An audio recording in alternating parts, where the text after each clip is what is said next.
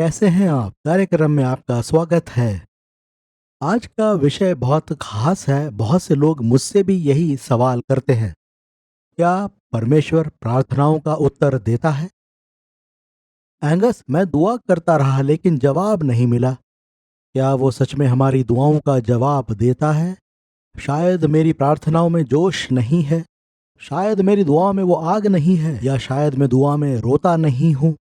मेरी आवाज ऊपर पहुंचती नहीं, मेरी दुआ में कोई ताकत नहीं। क्यों परमेश्वर मेरी दुआ को नहीं सुनता? आइए इसी बात को परमेश्वर के वचन में देखते हैं। हम पढ़ेंगे भजन संहिता 66 और 20 वचन। परमेश्वर का वचन कहता है, धन्य है परमेश्वर जिसने ना तो मेरी प्रार्थना अनसुनी की और ना मुझसे अपनी करुणा दूर कर दी है। मेरे दोस्तों, परमेश्वर हमारी प्रत्येक प्रार्थना को सुनता है। यिर्मयाह 33:3 में वो कहता है, मुझसे प्रार्थना कर, मुझे पुकार, मैं तेरी सुनूंगा और तुझे बड़ी बड़ी और कठिन बातें बताऊंगा जिन्हें तू अभी नहीं समझता। आप कहते होंगे ये तो चमत्कार होगा कि परमेश्वर अगर मेरी निर्बल प्रार्थनाओं का उत्तर देगा। शायद मैं याकूब के समान परमेश्वर से लड़ नहीं पाया इसलिए वो मेरी नहीं सुनता है। दोस्त, ये आपकी बात नहीं है, ना ही मेरी बात है, बल्कि उसकी है। वो हमारे दिल को जानता है। आप में से कुछ जो मेरी बात को सुन रहे हैं, क्या आपकी दुआ में विश्वास है? शायद आपका कोई चला गया हो, आपके साथ कोई दुर्घटना हो गई हो, या आपके व्यापार ने आपका दिवाला निकाल दिया हो और आप दुआ ना कर पा रहे हो। जेम्स हडसन टेलर चीन में यीशु का सुसमाचार लेकर गए और चाइना इनलैंड मिशन की शुरुआत की, CIM की। जब बॉक्सर विद्रोह का आगाज हुआ और चीनी श्वेत मिशनरियों के विरुद्ध हो गए और उनकी हत्या करने लगे, उस समय वो स्विट्जरलैंड में थे और बहुत बीमार थे। उनका इलाज चल रहा था। उन दिनों में खत पहुंचने में 6 महीने लग जाते थे क्योंकि वो पानी के जहाज से जाते थे और इनकी हालत बहुत खराब थी। वो बहुत दुखी थे क्योंकि उन्होंने हजारों परिवारों को चीन में प्रचार करने के लिए भेज रखा था।